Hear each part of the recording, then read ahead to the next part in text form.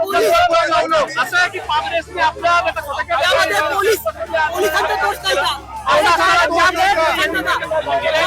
निश्चित या ठिकाणी भाजपचा या पुण्यात दहशतवाद वाढलाय या ठिकाणी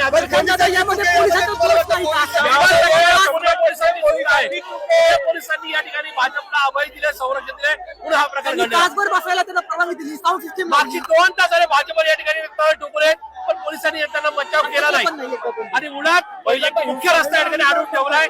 असा असताना पुणे पोलिसांचा प्रकार जबाबदार बनत आहे.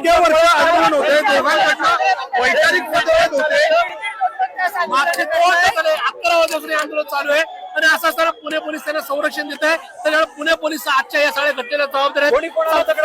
या ठिकाणी भाजपच्या कार्यकर्त्यांनी आमच्या 2 एक महिला कार्यकर्त्यांनी एका पुरुष कार्यकर्त्याचे डोकं फोडले, गाड्या फोडलेल्या आहेत.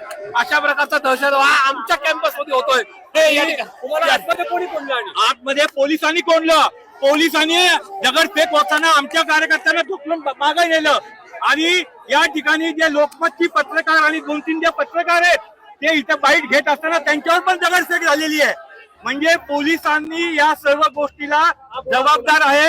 आजपर्यंत पुणे शहरामध्ये अशा पद्धतीचं आंदोलन कधी झालं नव्हतं आणि या खारघरडा प्रकरणामध्ये या सगळ्या पोलिसांच्या उपस्थितीमध्ये सर्व शहरामध्ये या सगळ्या प्रकरणात पुण्याच्या नवीन महापौर सुद्धा सहभागी आहेत.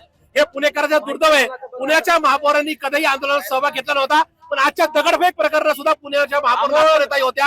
ही सध्या सगळ्यात लाजिरवाणी गोष्ट आहे. अशा पुण्याच्या महापौराचा सुद्धा आम्ही तीव्र शब्दात निषेध व्यक्त करतो.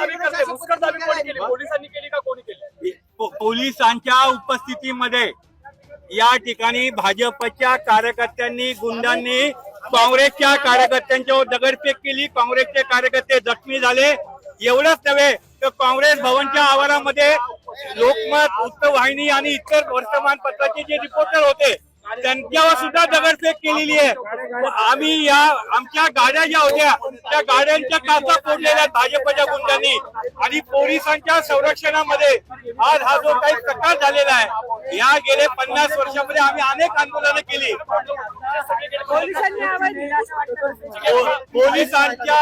पोलिसांच्या आशीर्वादाने, पाठिंब्याने इथपर्यंत गेटपर्यंत हे आंदोलक आले कसे आणि ह्यासाठी जे कोणी दोषी आहेत त्या पोलीस अधिकाऱ्यांच्यावर कारवाई झाली पाहिजे ही आमची या ठिकाणी मागणी आहे. लाईक, फॉलो आणि सबस्क्राईब करा. तसंच सर्व नोटिफिकेशनसाठी बेल आयकॉन प्रेस करायला विसरू नका.